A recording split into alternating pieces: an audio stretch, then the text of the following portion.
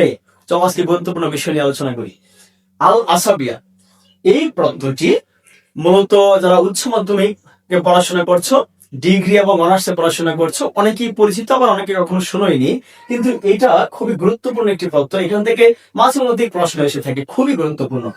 তো এই আল আসাবিয়া জিনিসটা আসলে কি এবং এটা কিভাবে আসলো সেটা নিয়ে আমরা আলোচনা করবো। এটা থেকে ছোট প্রশ্ন সাধারণত এসে থাকে 2 নম্বর বা 3 নম্বর, এবং ডিগ্রি এবং অনার্সে 4 নম্বরের প্রশ্ন এসে থাকে। ঠিক আছে, তো কিভাবে অ্যান্সার করতে হবে বা জিনিসটা আসলে কি? ত্রয়োদশ শতকে একজন মুসলিম সমাজবিজ্ঞানী, ত্রয়োদশ শতকে একজন মুসলিম সমাজবিজ্ঞানী, আমরা বলতে পারি অগাস্ট 15 আগে, যেহেতু ত্রয়োদশ শতক, ঠিক আছে, এই সমাজবিজ্ঞানীকে সমাজবিজ্ঞানের আদি জনকও বলা হয়ে থাকে। ঠিক আছে, তো উনি হচ্ছেন ইবনে খালদুন। এই ইবনে খালদুন ওনার একটি বিখ্যাত গ্রন্থ আল মুকাদ্দিমা, তোমরা জানো কিতাব আল ইবারের একটি অংশ হচ্ছে আল মুকাদ্দিমা, আর আল মুকাদ্দিমা গ্রন্থেই উনি হচ্ছে এই আল আসাবিয়া শব্দটি ব্যবহার করেছেন। ঠিক আছে, তাহলে এখানে কিসের জন্য তিনি ব্যবহার করেছেন? দেখো, আল মুকাদ্দিমা গ্রন্থের দ্বিতীয় অংশে স্পেসিফিক তোমাদের এই কথাটা উল্লেখ থাকতে হবে প্রশ্নের উত্তরে। ঠিক আছে, যে আল মুকাদ্দিমা গ্রন্থের স্পেসিফিক উল্লেখ, আল মুকাদ্দিমা গ্রন্থের দ্বিতীয় অংশে তিনি আল আসাবিয়া শব্দটি বা প্রত্যয়টি উল্লেখ করেছেন। আল আসাবিয়া বা আসাবিয়া শব্দের মানে কি? আসাবিয়া মানে হচ্ছে সামাজিক বা গোষ্ঠী সংহতি। আমরা ইংরেজিতে বলতে পারি সোশ্যাল সলিডারিটি, ইংরেজিতে বলতে পারি সোশ্যাল সলিডারিটি। ঠিক আছে, বা সামাজিক বা গোষ্ঠী সংহতি, সংহতি মানে ঐক্য। ঠিক আছে, তো এই আসাবিয়া শব্দের মানে হচ্ছে, আসাবিয়া একটি আরবি শব্দ, আসাবিয়া একটি আরবি শব্দ। তোমরা স্পেসিফিক এভাবে উল্লেখ করবে ব্যাখ্যা করার সময়। ঠিক আছে, আসাবিয়া একটি আরবি শব্দ।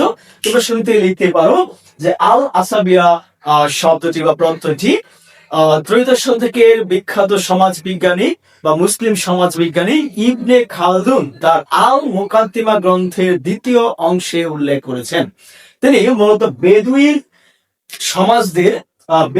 সমাজের যে ঐক্য ছিল, বেদুইন, ঠিক আছে, হ্যাঁ, বেদুইন এবং যাযাবর, এই বেদুইন এবং যাযাবর সমাজকে ব্যাখ্যা করতে গিয়ে, ঠিক আছে, বেদুইন এবং যাযাবর সমাজকে ব্যাখ্যা করতে গিয়ে, এই দুটো সমাজকে ব্যাখ্যা করতে গিয়ে তিনি মূলত আল আসাবিয়া শব্দটি উল্লেখ করেছেন। ঠিক আছে, তাহলে এই বেদুইন এবং যাযাবর সমাজকে ব্যাখ্যা করতে গিয়ে আল আসাবিয়া শব্দটির যে তিনি ব্যবহার করেছেন, এর মানে আসলে কি? এটা একটি মানসিক স্থিতি। আল আসাবিয়া হচ্ছে একটি মানসিক স্থিতি। আমি বলেছি যে আল আসাবিয়া মানে হচ্ছে সামাজিক সংহতি বা ঐক্য। ঐক্য কোথায় থাকে? মানুষের মাথায় থাকে, মস্তিষ্কে থাকে। মানসিক ঐক্য, বইয়ের উল্লেখ আছে মানসিক ঐক্য বা মানসিক স্থিতি। ঠিক আছে, তো এই যে মানসিক স্থিতি, এটা কাদের মধ্যে থাকে? উনি সাধারণত বলেছেন উপজাতীয়দের মধ্যে সবচেয়ে বেশি থাকে, বা বেদুইন বা যাযাবর যারা, তাদের মধ্যে মূলত থাকে। এই সমাজটাকে ব্যাখ্যা করতে গিয়ে উনি এই শব্দটা উল্লেখ করেছেন আল আসাবিয়া। ঠিক আছে, এটার উনি বলেছেন যে এই যে আল আসাবিয়া তাদের মধ্যে উনি দেখেছেন, এটার উৎসটা আসলে কি? কেন এই আল আসাবিয়াটা এই সমাজের মানুষদের মধ্যে তৈরি হয়? এটা তৈরি হওয়ার কারণ হচ্ছে, উনি বলতে চাচ্ছেন রক্তের সম্পর্ক একটি অন্যতম প্রধান উৎস। কি সম্পর্ক? রক্তের সম্পর্ক। আরেকটি প্রধান কারণ হচ্ছে পারিবারিক ঐতিহ্য। ওরা পারিবারিক ভাবে মনে করে, এটা দীর্ঘদিন যাবত হয়ে আসছে ওদের মধ্যে, ওরা দে আর ভ্যারি ইউনাইটেড।